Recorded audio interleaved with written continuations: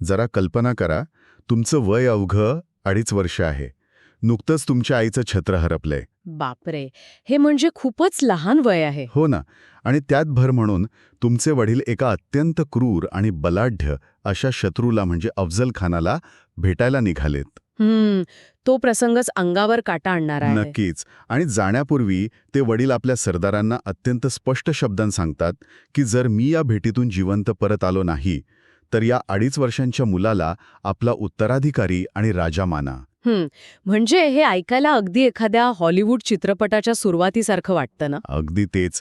पण हा कोणत्याही चित्रपटाचा प्रसंग नाहीये, तर हा छत्रपती संभाजी महाराजांच्या राजकीय आयुष्याचा पहिला दिवस होता. हो, आणि इथूनच एका अशा प्रवासाची सुरुवात होते जो समजून घेताना म्हणजे आपण अनेकदा मोठी गल्लत करतो. गल्लत करतो म्हणजे नक्की काय? म्हणजे असं की आपण इतिहासातील या महानायकाला फक्त एका काय म्हणतो आपण त्याला, रणांगणावरच्या योद्ध्याच्या चष्म्यातूनच पाहतो.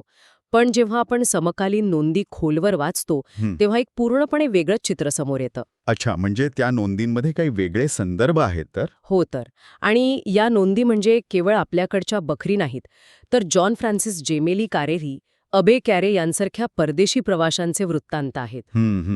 थेट मुघल अखबारातल्या नोंदी आहेत आणि समकालीन विद्वानांचं साहित्यही आहे. बरं, म्हणजे आजच्या या सखोल चर्चेत आपण नक्की काय उलगडणार आहोत हे आता स्पष्ट होत आहे. हो, आपण या सगळ्या स्रोतांचा आधार घेणार आहोत. म्हणजे वासी बेंद्रे, डॉक्टर कमल गोखले आणि जयसिंगराव पवार यांसारख्या ज्येष्ठ इतिहासकारांच्या संशोधनाचा आधार घेत आपण संभाजी महाराजांबद्दलची ती फक्त एक योद्धा ही मर्यादित प्रतिमा आज मोडणार आहोत. नक्कीच, कारण ते एक अत्यंत बुद्धिमान, धोरणी आणि अशक्य ते शक्य करून दाखवणारे प्रज्ञावंत राजा होते. बरोबर. आणि हा इतिहास केवळ भूतकाळातील लढायांचा पाढा नाहीये. संकटांना सामोरे जाताना, अत्यंत कमी संसाधने असताना बुद्धिमत्तेचा वापर कसा करावा याचा तो एक जिवंत वस्तुपाठ आहे. हो, आणि आपण त्यांच्या बालपणापासूनच सुरुवात करूया. तुम्ही मगाशी अफजल खानाच्या वेळच्या प्रसंगाचा उल्लेख केलात. हो, तो 2.5 वर्षांचा प्रसंग. बरोबर. मृत्यूचं सावट आणि स्वराज्याचं भविष्य या दोन्ही गोष्टी त्या लहानग्या जीवाच्या खांद्यावर एकाच वेळी आल्या होत्या. हे ऐकताना असं वाटतं की त्यांच्या खांद्यावर जन्मापासूनच एक आभाळ पेलून धरण्याची जबाबदारी होती. पण मला इथे एक गोष्ट आवर्जून सांगावीशी वाटते. कोणती? बऱ्याच जणांना असं वाटतं की राजपुत्र असल्यामुळे त्यांच्या हातात फक्त तलवार दिली गेली असेल. पण त्यांच्या शिक्षणाकडे बघितल्यावर समजतं की ते एक स्कॉलर म्हणजे अत्यंत उच्च दर्जाचे विद्वान होते. अगदी बरोबर. इथली सर्वात लक्षवेधी गोष्ट म्हणजे ज्ञानाचा आणि शक्तीचा असा संगम इतिहासात अत्यंत दुर्मिळ असतो. यासारख्या दिग्गज विद्वानांच्या मार्गदर्शनाखाली त्यांचं शिक्षण झालं. अच्छा. संभाजी महाराजांनी केवळ राजकारण आणि युद्धनीती शिकली नाही, तर त्यांनी बुद्धभूषण, नखशिख, नायिकाभेद आणि सातशतक यांसारखे ग्रंथ स्वतः रचले. बापरे, म्हणजे स्वतः ग्रंथ लिहिले? हो ना. आता बुद्धभूषण या ग्रंथाचाच विचार करा. हा ग्रंथ लिहिण्यासाठी त्यांनी राज्यशास्त्र, धर्मशास्त्र आणि नीतिमत्तेवर आधारित तब्बल 40 वेगवेगळ्या संस्कृत ग्रंथांचा सखोल अभ्यास केला होता. 40 ग्रंथ? हो, आणि त्या 40 ग्रंथांमधलं सार काढून त्यांनी हा नवा ग्रंथ रचला. हे तर अगदी एखाद्या आधुनिक काळातील धडाडीच्या सीईओ सारखं वाटतंय मला. सीईओ म्हणजे कसं काय? म्हणजे बघा ना, जो सीईओ एकाच वेळी बाजारातील स्पर्धकांशी 2 हात करून कंपनीचा आक्रमकपणे विस्तारही करतोय आणि दुसरीकडे वेळ काढून कॉर्पोरेट फिलॉसॉफी आणि लीडरशिप यावर उत्तम पुस्तकही लिहितोय. अतिशय समर्पक उपमा दिलीत तुम्हीही. आणि त्यांच्या या विद्वत्तेची दखल तत्कालीन मोठ्या पंडितांनीही घेतली होती बरं का. अच्छा, म्हणजे कोणी? गागा भट्टांनी त्यांच्या समयने ग्रंथात आणि केशव पंडितांनी राजाराम चरितममध्ये संभाजी महाराजांच्या बुद्धिमत्तेची मुक्तकंठाने स्तुती केली आहे. एका न्याय निवाड्याचा प्रसंग तर खूपच बोलका आहे. हो, तो खटल्याचा प्रसंग ना? हो, तोच. ज्यात खुद्द याचिकाकर्त्याने न्यायाधीशांऐवजी संभाजी महाराजांनीच आपला निवाडा करावा अशी विनंती केली होती. बरोबर. कारण तो म्हणाला होता की तुम्ही सर्वज्ञ आहात, शास्त्रांचा अर्थ जाणता. म्हणजे एका राजपुत्रावर रयतेचा असा विश्वास असणे की हा केवळ तलवारीने नाही तर कायद्याने आणि धर्माने अचूक न्याय करेल, हे नक्कीच सामान्य नाहीये. आणि हेच विद्वान युवराज जेव्हा छत्रपती म्हणून शस्त्र हाती घेतात ना, तेव्हा निर्माण होणारा झंझावात हा शत्रूंना चक्रावून टाकणारा होता. म्हणजे तुम्ही 1680च्या काळाबद्दल बोलताय का? हो, कारण एप्रिल 1680 मध्ये जेव्हा शिवाजी महाराजांचं निधन झाले तेव्हा मुघलांना वाटले होते की आता स्वराज्य पोरकं झालंय. राज्याला कोणी वाली राहिला नाही असं त्यांना वाटलं असेल. अगदी तेच. आता या राज्यात मोठी पोकळी निर्माण झाली आहे आणि ते सहज गिळंकृत करता येईल अशी त्यांची समजूत होती. हाच तो काळ आहे ना जेव्हा सत्तांतराच्या वेळी अनेकदा राज्ये कोसळतात. पण संभाजी महाराजांनी अत्यंत वेगाने सूत्रे हाती घेतली. हो, आणि जून 1680 मध्ये ते रायगडावर आले आणि लगेचच बागलान प्रांतात मुल्हेर किल्ल्याजवळ त्यांनी शत्रूचे बांधकाम रोखले. पण मला आश्चर्य वाटतं ते जानेवारी 1681च्या घटनेचं. राज्याभिषेकाची घटना. हो, त्यांचा राज्याभिषेक झाला आणि अवघ्या 14 दिवसात 16 जानेवारीला राज्याभिषेक आणि 30 जानेवारीला त्यांनी थेट औरंगजेबाचे आवडते शहर बऱ्हाणपूर लुटले.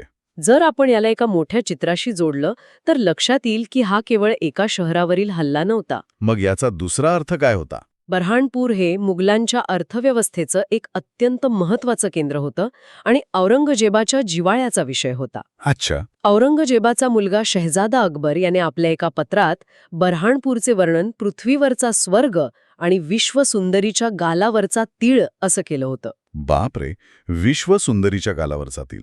हो, आणि संभाजी महाराजांनी तो तीळ उद्ध्वस्त केला. हा मुघलांच्या अहंकारावर केलेला थेट मानसिक घाव होता. पण इथे मला एक प्रश्न विचारायचा आहे. महाराजांच्या निधनानंतर स्वराज्य खरोखरच एका नाजूक वळणावर होतं. अशा वेळी डिफेन्सिव्ह म्हणजे बचावात्मक राहून आपले किल्ले मजबूत करण्याऐवजी त्यांनी थेट मुघलांच्या घरात घुसून अटॅकिंग भूमिका का घेतली असावी?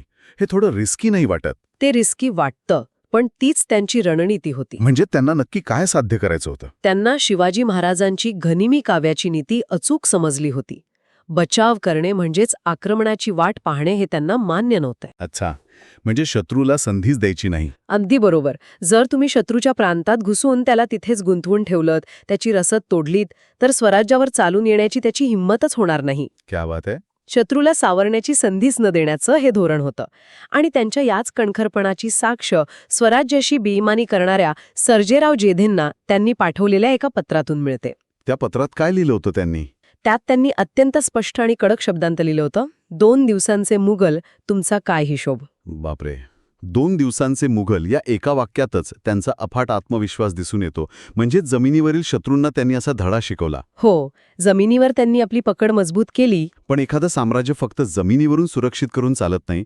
स्वराज्याला खरा आणि सर्वात मोठा धोका होता तो किनारपट्टीवरून, म्हणजे समुद्रावरून चालून येणाऱ्या युरोपियन आणि इतर आरमारी सत्तांचा. हो, आणि इथेच खरी रंजक गोष्ट समोर येते. हो ना, जमिनीवर लढणे आणि समुद्रावर लढणे या जमीन अस्मानाचा फरक असतो. नक्कीच. जंजिऱ्याचा सिद्धी आणि पोर्तुगीज हे स्वतःला समुद्राचे अजिंक्य राजे मानत असत. पण संभाजी महाराजांनी त्यांच्यावर जो वचक बसवला तो जागतिक इतिहासात अभूतपूर्व होता. सिद्धीच्या बाबतीत तो उंदेरीचा प्रसंग होता ना? हो, उंदेरी किल्ल्यावरील लढाईत सिद्धीने स्वराज्यातील 80 मावळ्यांची शिरे कापली होती. अत्यंत क्रूर कृत्य होतं ते. आणि या क्रूर कृत्याचा बदला घेण्यासाठी संभाजी महाराजांनी थेट जंजिऱ्याच्या मर्मस्थानावर म्हणजे दंडाराजापुरीवर हल्ला केला. हो, आणि तिथे त्यांनी चक्क 4.25 शिरांचे तोफगोळे डागले होते असं मी वाचलंय. बरोबर वाचलंय तुम्ही. पण या पूर्ण मोहिमेतील सर्वात थक्क करणारा भाग तो नाहीये. मग कोणता आहे? सर्वात मोठा धक्का तेव्हा बसतो जेव्हा आपण वाचतो की त्यांनी चक्क ती समुद्राची खाडी बुजवून तिथे एक सेतू किंवा पूल बांधण्याचा प्रयत्न केला. हो, ती अतिशय धाडसी योजना होती. म्हणजे विचार करा, 800 वार रुंद आणि 30 वार लांब अशी ती समुद्राची खाडी होती. लाकूड आणि कापसाच्या गाठी टाकून थेट समुद्रात पूल बांधण्याची ती कल्पना. हां, मला तर एखाद्या आजच्या काळातील महाकाय इंजिनिअरिंग प्रोजेक्टसारखी किंवा थेट रामसेतूसारखीच वाटते. अगदी तशीच होती ती. पण एक मिनिट, हे प्रॅक्टिकली कसं शक्य आहे? कापसाने समुद्रात पूल कसा बांधणार? तिथेच तर त्यांच्या बुद्धिमत्तेची कमाल दिसते.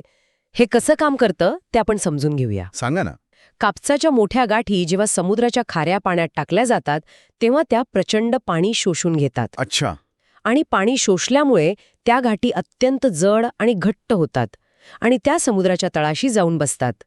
त्यावर मोठमोठी लाकडे आणि दगड रचून एक भक्कम पाया तयार करता येतो जो समुद्राच्या लाटांनी सहज वाहून जात नाही. अरे च्छा, हे ते एकदम सायंटिफिक आहे. हो ना? हो ना? तो केवळ वेडेपणा नव्हता, तर ते उच्च दर्जाचे इंजिनिअरिंग आणि कल्पकता होती. शत्रूच्या किल्ल्यात घुसण्यासाठी भूगोळालाच बदलून टाकण्याची ती जिद्द होती. हे खरंच अविश्वसनीय आहे.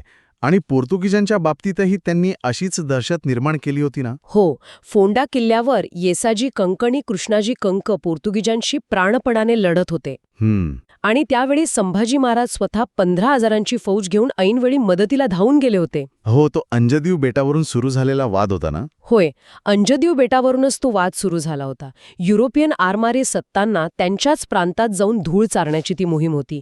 आणि तो जुवे बेटावरचा हल्ला आठवा. ओहो, तो प्रसंग तर एखाद्या हॉलिवूडच्या ॲक्शन थ्रिलर चित्रपटालाही लाजवेल असा आहे. अगदी तसाच थरार होता तो. पोर्तुगीज व्हाईसरॉय, ज्याला विजरई म्हटलं जायचं, त्याची अक्षरशः पळतभुई थोडी झाली होती. हो, नदीला महापूर आलेला होता आणि अशा त्या उसळत्या पुरात संभाजी महाराजांनी स्वतःच्या घोड्यासकट पाण्यात उडी मारली आणि त्या विजरईचा पाठलाग सुरू केला. आणि त्या पाठलागाचा शेवट काय झाला हे तुम्हाला माहिती आहेच. हो, तो पोर्तुगीज व्हाईसरॉय जीव मुठीत धरून पळाला आणि थेट सेंट झेवियर्सच्या चर्चमध्ये जाऊन त्या शवाघरात झोपून रडत प्रार्थना करू लागला की मला या मराठा राजापासून वाचव. बरोबर. आणि यावर सेतू माधवराव पगडी या ज्येष्ठ इतिहासकारांनी अतिशय मार्मिक विधान केले आहे. काय म्हणाले ते? ते म्हणतात, जर त्या पुरातून तो व्हाईसरॉय निसटला नसता आणि संभाजी महाराजांचा तो तडाखा पूर्णत्वास गेला असता, तर जो गोवा भारताला 1961 मध्ये पोर्तुगीजांकडून स्वतंत्र करावा लागला, तो 1682 मध्येच स्वतंत्र झाला असता. बापरे, विचार करा, भारताचा नकाशा 1682 मध्येच बदलला असता. नक्कीच. म्हणजे किनारपट्टीवर आरमारी सत्तांना असा धडा शिकवल्यानंतर आता स्वराज्याला गिळंकृत करायला आलेलं सर्वात मोठं संकट महाराष्ट्राच्या दारात उभं होतं. हो, आणि ते संकट म्हणजे औरंगजेब. आशिया खंडातील सर्वात बलाढ्य मुघल बादशाह औरंगजेब विरुद्ध एक छोटासा पहाडी किल्ला रामशेष. बरोबर. जेमिली कारेरी या इटालियन प्रवाशाच्या नोंदीनुसार औरंगजेब तब्बल 7 ते 8 लाखांची फौज घेऊन महाराष्ट्रात उतरला होता. 7 ते 8 लाख. हो, हजारो हत्ती, उंट आणि 30 मैल लांब पसरलेली अवाढव्य छावणी घेऊन तो आला होता. आणि त्याच्यासमोर होता तो रामशेष. एक मिनिट थांबा, इथे मला तुम्हाला थोडं थांबवावंसं वाटतं. बोला ना. एका छोट्याशा पहाडी किल्ल्याला वेढा देण्यासाठी 7 ते 8 लाखांची फौज, हे जरा अतिशोक्ती वाटत नाहीये का? म्हणजे तुम्हाला वाटतंय की आकडे फुगवलेत? हो ना, म्हणजे लॉजिस्टिकली एवढ्या लोकांना जेवण पुरवणं, त्यांची व्यवस्था पाहणं, हे कसं शक्य आहे? इतिहासात अनेकदा आकडे फुगवून सांगितले जातात, तसं तर काही नाहीये ना हे. खूप चांगला आणि लॉजिकल प्रश्न विचारलात तुम्ही. पण इथे आपल्याला त्यावेळच्या युद्धपद्धतीचे मेकॅनिक समजून घ्यावे लागतील. अच्छा, म्हणजे काय? जेव्हा आपण 7-8 लाख म्हणतो ना, हो, तेव्हा ते सगळेच्या सगळे हातात तलवार घेतलेले सैनिक नसतात. मग कोण असतात? मुघलांची छावणी म्हणजे एक चालतं फिरतं शहर असायचं. त्यात प्रत्यक्ष लढणारे सैनिक असायचेच, पण त्यासोबत त्यांचे आचारी, तंबू ठोकणारे मजूर, लोहार, घोडे आणि हत्तींना सांभाळणारे लोक आणि सैन्याला रसद पुरवणारे हजारो व्यापारी, असा तो सगळा लवाजमा होता. हो, अच्छा, असा प्रकार होता तो. हो, जेमिली कॅरेनीने स्वतः ते पाहिलं होतं, म्हणून तो 30 मैलांचा पसारा होता. आणि अशा या महाकाय लाटेसमोर रामशेष उभा होता, ज्या किल्ल्यावर साध्या लोखंडी तोफाही पुरेशा नव्हत्या. आणि इथे तर रामशेषच्या किल्लेदाराची बुद्धिमत्ता दाद देण्यासारखी आहे. लोखंडी तोफा नाहीत, काही हरकत नाही. त्याने लाकडाच्या तोफा बनवल्या. हो, ती एक कमालच होती. पण इथेही मला एक तांत्रिक शंका नेहमी येते. कोणती शंका? लाकडाच्या तोफेतून जेव्हा दारुगोळा उडवला जातो, तेव्हा त्या प्रचंड उष्णतेने आणि दाबाने ती लाकडी तोफ फुटून स्वतःच्या सैनिकांचा जीव जाऊ शकतो ना? अगदी बरोबर विचारलंत. आणि म्हणूनच त्यांनी एक नामी शक्कल लढवली होती. काय शक्कल होती ती? त्यांनी त्या लाकडी तोफांना आतून आणि बाहेरून ओल्या चामड्याने मडवले होते. ओल्या चामड्याने? त्याचा काय फायदा? चामडे जेव्हा ओले असते आणि ते लाकडावर घट्ट गुंडाळले जाते, तेव्हा ते सुकल्यानंतर अत्यंत कडक होते आणि लाकडाला एक, काय म्हणतो आपण त्याला, टेन्साईल स्ट्रेंथ किंवा कमालीची बळकटी देते. अरे वा. शिवाय चामड्यामुळे दारुगोळ्याची उष्णता लाकडाला थेट भिडत नाही आणि लाकूड पेट घेत नाही. मुघल इतिहासकारांनी स्वतः लिहून ठेवलंय की मराठ्यांची एक लाकडी तोफ मुघलांच्या 10 तोफांवर भारी पडत होती. हे खरंच अविश्वसनीय इंजिनिअरिंग आहे. आणि हा वेढा किती काळ चालला? 1-2 महिने नाही, तर सलग 5-6 वर्षे. हो, सलग 5-6 वर्षे तो किल्ला लढत होता. शहाबुद्दीन खान, खान जहा बहादूर, कासिम खान यांसारख्या मुघल सेनापतींची तिथे अक्षरशः फजिती झाली. मला तो मांत्रिकाचा प्रसंग खूप आवडतो. हो, तो सोन्याच्या सापाचा प्रसंग ना? बरोबर. मुघलांनी एका मांत्रिकाला 100 तोळे वजनाचा सोन्याचा साप देऊन किल्ल्यावर पाठवलं होतं. अंधश्रद्धेचा वापर करून मराठ्यांना घाबरवण्यासाठी. पण मराठे घाबरले नाहीत. नाहीच मुळी. रामशेठच्या मावळ्यांनी एका साध्या दगडातच त्या मांत्रिकाला संपून टाकले. हे सगळं पाहून औरंगजेबाची अवस्था काय झाली असेल याची तुम्ही कल्पना करू शकता. हो, त्याची चिडचिड झाली असेल खूप. त्याने संतापाने आणि हतबलतेने आपली पगडी जमिनीवर फेकून दिली होती आणि जोपर्यंत हा किल्ला जिंकत नाही तोपर्यंत पगडी घालणार नाही अशी शपथ घेतली होती. बापरे. यावरून एक महत्वाचा प्रश्न उभा राहतो की मराठ्यांकडे अशी कोणती अदृश्य ताकद होती. ती ताकद म्हणजे रामशेठ हा फक्त दगड मातीचा एक किल्ला नव्हता, तर ते स्वामीनिष्ठेचे आणि स्वराज्यप्रेमाचे एक जिवंत प्रतीक होते. अगदी बरोबर. ती लढाई साधनांची नव्हती, तर निव्वळ मानसिकतेची होती. तसंच होतं ते. औरंगजेबाला इथेच कळून चुकले होते की हे राज्य जिंकणे सोपे नाही. आणखी एक मोठी खेळी केली. त्यांनी स्वतःच्या राज्यावर मुघलांचे एवढे मोठे संकट असतानाही दक्षिणेतील कुतुबशहा आणि आदिलशहा यांना लष्करी मदत केली. स्वतःच्या राज्यावर संकट असताना इतरांना मदत? हो, कारण दक्षिणेची सत्ता दक्षिणेकडेच राहावी, मुघलांच्या घशात जाऊ नये, हा शिवाजी महाराजांचा जो अत्यंत व्यापक आणि जिओपॉलिटिकल दृष्टिकोन होता, तोच त्यांनी या अत्यंत प्रतिकूल परिस्थितीतही जपला. हे खूपच दूरदृष्टीचं पाऊल होतं.